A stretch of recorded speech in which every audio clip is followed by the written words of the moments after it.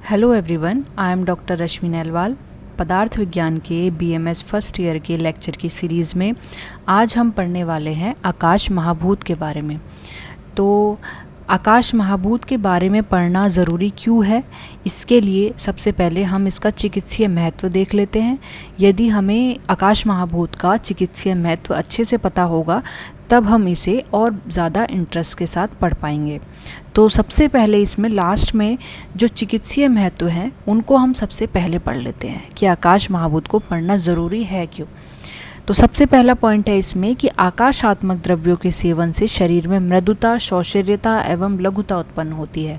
तो इसका मतलब क्या है कि जहाँ कहीं भी हमें पेशेंट में खुरदरापन, कठोरता या फिर भारीपन या फिर बहुत ही ऐसा महसूस होता है कि आकाश जो द्रव्यों के गुण हैं उसके अपोजिट गुण उनमें पाए जा रहे हैं, तो वहाँ पर हम उसे जो आकाश महाभूत से युक्त द्रव्य हैं उनका सेवन हम करा सकते हैं।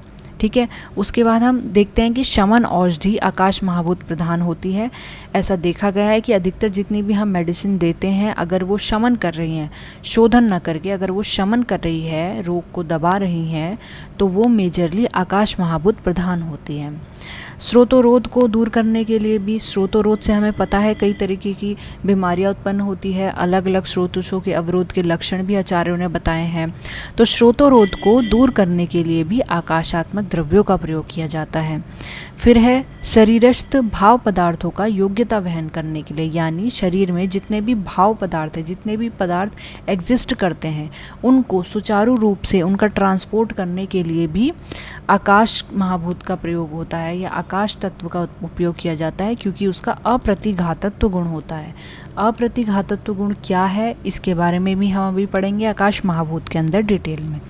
फिर तिक्त रसात्मक द्रव्यों में वायु और आकाश की प्रधानता होती है। तो इसका यूज़ हम कहाँ कर सकते हैं कि जहाँ भी हमें आकाश महाभूत की कमी के लक्षण दिखते हैं तो वहाँ हम तिक्त रस प्रधान जो द्रव्य हैं, जो औषधि हैं, जो आहार है, हम उसका प्रयोग करा सकते हैं आकाश महाभूत को बढ़ाने के लिए। तो यहाँ पर हमने सबसे पहले पढ़ लिया कि आकाश महाभूत के चिकित्सीय महत्व क्या क्या हैं। अब हम पढ़ते हैं आकाश महाभूत के बारे में कि आकाश महाभूत क्या है। तो सबसे पहले इसकी डेरिवेशन आ जाती है जो कि इम्पॉर्टेंट है, याद रखनी है। कार्ष दीप्तो धातु से आकाश शब्द बना हुआ है। फिर आकाश के पर्याय आ जाते हैं वियद, व्योम, गगन और नभ। आकाश की उत्पत्ति विभिन्न आचार्यों ने, विभिन्न दर्शन ने, उपनिषद ने क्या क्या मानी है, इसे हम ऑलरेडी एक एक करके सृष्टि उत्पत्ति क्रम जब हमने पढ़ा था विभिन्न आचार्यों के अकॉर्डिंग, विभिन्न मतों के अकॉर्डिंग, वहाँ पर भी हमने महाभूतों की उत्पत्ति का क्रम पढ़ा हुआ है। तो उसी को आकाश महाभूत के संदर्भ में टेबल के फॉर्म में यहाँ पर दे दिया है। कैसे कि तैत्तिरीय उपनिषद ने ऑब्वियसली ब्रह्म से मानी है आकाश की उत्पत्ति।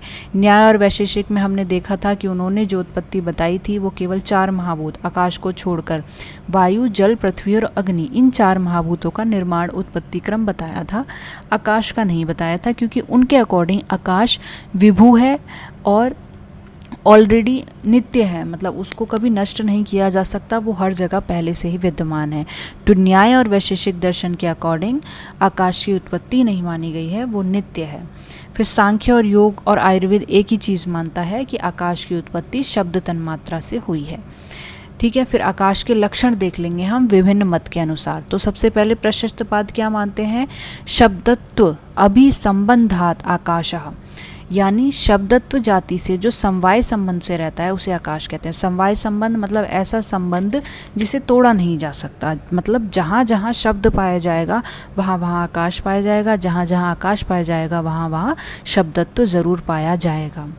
ठीक है, फिर तर्क संग्रह के अकॉर्डिंग क्या है, शब्द गुणकम आकाशम तच्चैकम विभु नित्यम च। इन्होंने शब्द तो माना ही माना है, साथ में और जो गुण हैं वो भी ऐड कर दिए हैं। क्या बोला है, एक बोला है, विभु बोला है और नित्य बोला है। तो देखते हैं क्या कहते हैं। आकाश में शब्द गुण रहता है, वह एक है, विभु है और नित्य है। शब्द गुण तो हमने पढ़ ही लिया, जो कि प्रशस्तपाद ने भी माना है कि समवाय संबंध से आकाश महाभूत में शब्द गुण रहता ही रहता है। उसके बाद और गुण है एकत्व। तो एकत्व का क्या मतलब है कि आकाश के भेद नहीं होते हैं। बांसुरी का आकाश, तबले का आकाश आदि आकाश औपाधिक भेद हैं ये सब, लेकिन ये भेद यथार्थ नहीं है। मीन्स कि यहाँ जहाँ हम बैठे हुए हैं, इस क्लासरूम का जो आकाश है वो वही आकाश है जो कि बाहर पाया जा रहा है, और वो वही आकाश है जो हमारे शरीर के अंदर स्पेसेस में भी है। यानी आकाश जो है उसके पर्टिकुलर कोई भेद नहीं है, आकाश हर जगह एक सा है और एक ही समान गुण को लिए हुए है। ये जो आकाश के भेद बता रखे हैं, बांसुरी का आकाश या तबले का, ये स्थानिक रूप से अलग अलग हो सकते हैं कि स्थान रूप से उन्हें मान लिया, लेकिन ये कोई प्रॉपर भेद नहीं है। हर जगह जो आकाश पाया जा रहा है वो एक ही है, इसीलिए एकत्व गुण आकाश का है। फिर उसके बाद विभुत्व वर्ड आता है। तो विभु का मतलब होता है सर्वव्यापी। सर्वव्यापी मतलब हर जगह विद्यमान रहने वाला। विभु से याद रखेंगे, वी से विद्यमान, तो हर जगह विद्यमान रहने वाला, हर जगह पाया जाने वाला, वो क्या है? आकाश। तो आकाश सर्वव्यापक है और इसका अस्तित्व सर्वत्र है, इसीलिए इसका गुण है विभुत्व। फिर नित्यत्व आता है। आकाश नित्य है। नित्य का मतलब जैसा कि हम पहले से भी पढ़ते आ रहे हैं कि जिसको नष्ट नहीं किया जा सकता कभी, जिसकी ना कभी उत्पत्ति हुई है ना उसको हम फोर्सफुली नष्ट कर सकते हैं। तो नित्यत्व भी आकाश का गुण है। ठीक है, इसके बाद हम देख लेते हैं तैत्तिरीयोपनिषद के अनुसार। तैत्तिरीयोपनिषद के अनुसार आकाश के क्या लक्षण हैं? तस्माद् वा एतस्माद् आत्मनः आकाशः सम्भूता, यानी आकाश को परमात्मा से उत्पन्न कहा गया है। जैसे कि हमने पीछे टेबल पढ़ी थी जिसमें तैत्तिरीयोपनिषद ने ब्रह्म से आकाश की उत्पत्ति मान रखी थी, तो वही यहाँ पर इन्होंने बोला है कि आकाश जो है वो परमात्मा से उत्पन्न हुआ है। संभूता का मतलब प्रकट होना या उत्पन्न होना।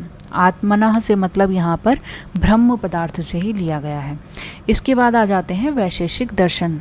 वैशेषिक दर्शन ने क्या माने हैं आकाश के लक्षण? निष्क्रमणम प्रवेशनम इति आकाशस्य लिंगम, यानी निष्क्रमण का मतलब होता है निकल जाना, यानी एग्जिट। नी से निकलना याद रखेंगे।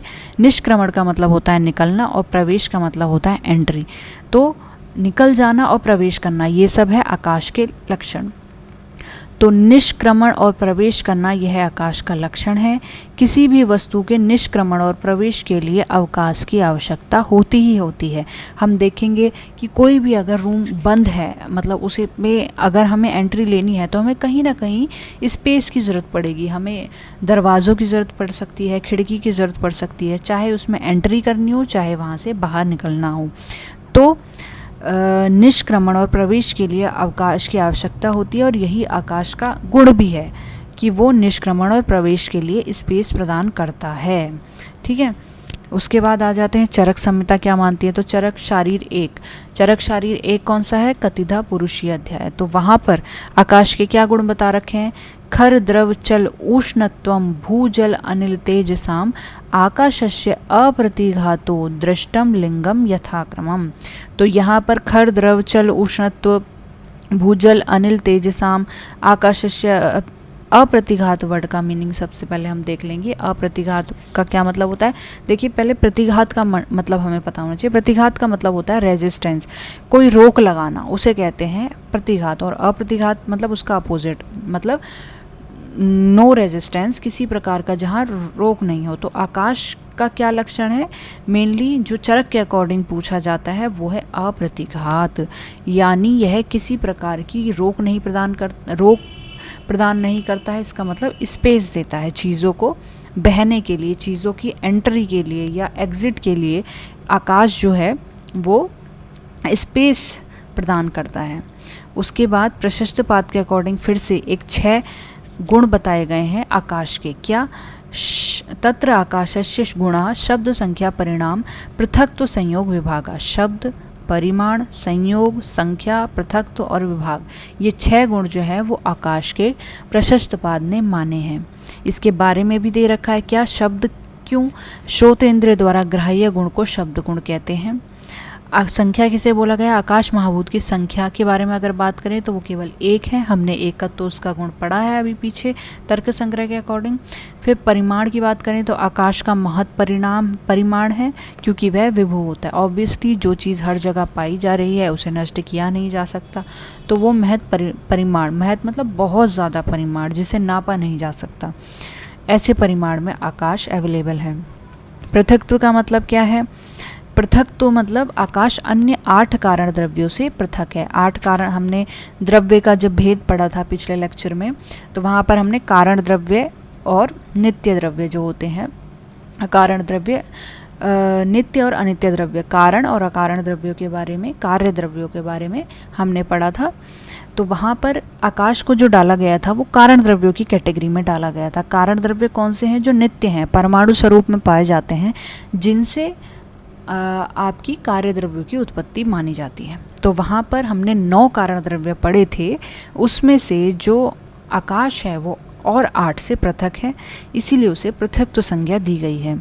संयोग विभाग, आकाश अन्य द्रव्यों से संयोग और विभाग होने पर ही शब्द की उत्पत्ति होती है। संयोग विभाग से हम समझ सकते हैं कि संयोग और विभाग से ही आकाश महाभूत से शब्द की उत्पत्ति होती है। जब 2 द्रव्य संयोग कर रहे हैं, विभाग कर रहे हैं, उन्हें संयोग विभाग करने के लिए भी स्पेस की ज़रूरत है, और उससे, इन 2 क्रियाओं से शब्द की उत्पत्ति होती है।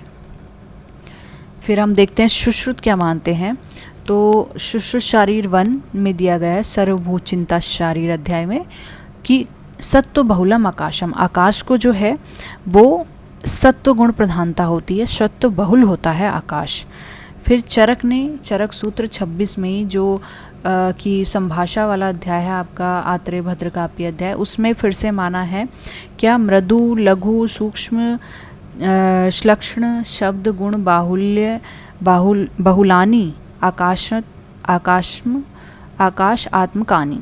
ठीक है, तो यहाँ पर देख लेंगे आकाश आत्मकानी, ये सब उसके गुण बताए गए हैं आकाशीय द्रव्यों के। क्या हो गए? मृदु लघु सूक्ष्म श्लक्ष्ण और शब्द गुण बहुल होता है आकाश। यहाँ पर रेफरेंस ज़रूरी है, एक चरक सूत्र 26 में भी बताए हैं, और यहाँ पर जब हम पढ़ रहे थे तो चरक शारीर 1 जो था, कतिधा पुरुष अध्याय, उसमें भी बात की गई है आकाश के बारे में। इसके बाद चरक शारीर 4 जो कि है आपका महती गर्भावक्रांति अध्याय, उसमें भी आकाश की फिर से बात हुई है, आकाश के गुणों की फिर से बात हुई है। तो ये रेफरेंस आगे जाके कॉम्पिटिटिव एग्ज़ाम जो होते हैं उसके लिए याद रखने बहुत ज़रूरी हो जाते हैं कि कहाँ कहाँ आकाश के गुणों का वर्णन कौन कौन सा किया गया है। तो यहाँ पर आकाश के फिर से शब्द श्रोत्रम लाघवम सौक्ष्म्यम विवेक, ये सब जो माने गए हैं, तो इसमें अलग से कौन सा गुण आ जाता है? विवेक, जो कि स्पेशली चरक शारीर में बताया गया है। तो ये सब आकाश के, हमने आकाश महाभूत के बारे में पढ़ा, व्युत्पत्ति के बारे में पढ़ा, कैसे कैसे उसकी उत्पत्ति निर्माण क्रम माना गया है अलग अलग मतों के अकॉर्डिंग। तो एग्ज़ाम की दृष्टि से हम इन सभी मतों को याद न रखें, स्पेशली चरक और सुश्रुत के याद रखने हमें ज़रूरी हो जाते हैं लक्षण। तो 1-2 आचार्यों के अकॉर्डिंग अगर आप लक्षण डाल देते हैं तो वो इनफ होता है। तो यहाँ पर हमारा ख़त्म होता है। यहाँ पर हम अप्लाइड एस्पेक्ट इसका सबसे शुरुआत में पढ़ चुके हैं। तो यहाँ पर हमारा ख़त्म होता है आकाश महाभूत। नेक्स्ट लेक्चर में हम अगले महाभूत जो कि वायु महाभूत है उसकी बात करेंगे। अभी के लिए इतना ही रखते हैं। Thank you.